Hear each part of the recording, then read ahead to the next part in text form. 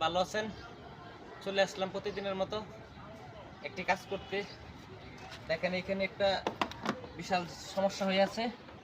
এই বিল্ডিংটার পাশে মানে লাগানো আছে একটু 1 ইঞ্চি পরিমাণ ফাঁক আছে, যার কারণে এই ভূমিকম্পের চাপ দেওয়ার পরে আমার এই লাইনটা ভেঙে গেছে। এখন এটাতে আমরা ভেঙে জায়গাটা একটু বড় করে দিচ্ছি।